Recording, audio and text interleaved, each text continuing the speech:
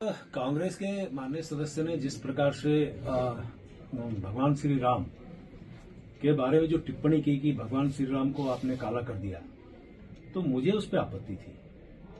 और आज मुझे अच्छा लगा भाई शहजाद जो हमारे बसपा के माननीय सदस्य हैं और मुस्लिम समाज से हैं, उन्होंने बहुत साफ सुथरे शब्दों में कहा कि भगवान श्री राम सबके हैं, हम भी उन्हीं के, वो हमारे पूर्वज हैं।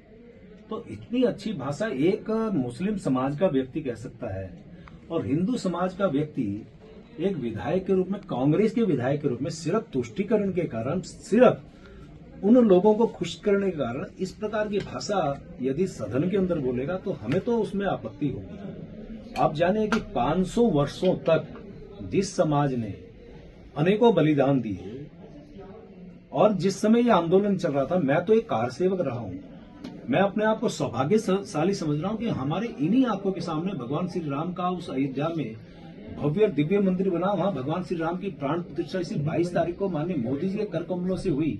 उनकी दृढ़ इच्छा शक्ति से आज वहां भगवान श्री राम का भव्य दिव्य मंदिर बन के तैयार है। अयोध्या नगरी एक कितनी सुंदर सज के आज वहां पे हमारे सामने है।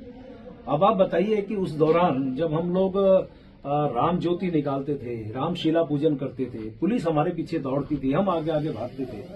मैं जेल में गया, मेरा बड़ा भाई जेल में गया, मेरा छोटा भाई जेल में गया, मेरे पिताजी जेल में गए, हम 4 प्राणी और चारों जेल में थे।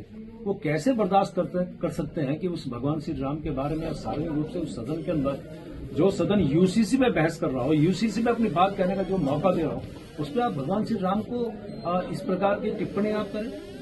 और ये वही लोग हैं जिन्होंने भगवान श्री राम को काल्पनिक कहा था। ये वही लोग हैं जिन्होंने जिस समय अयोध्या में भगवान श्री राम का मंदिर बनना था, सुप्रीम कोर्ट में वाद था, इन्होंने तमाम वरिष्ठ जितने भी इनके वकील थे, इनकी फौज खड़ी करी कि भगवान श्री राम का मंदिर नहीं बनना चाहिए।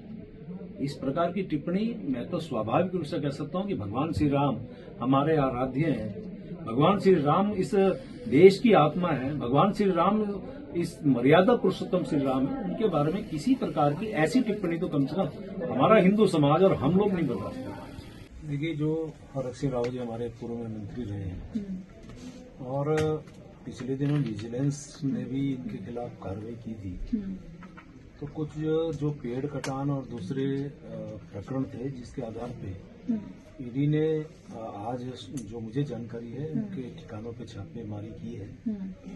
तो स्वाभाविक है कि जो कहीं इस प्रकार की जानकारियां ईडी को मिलती है तो उस पर कार्रवाई करती है।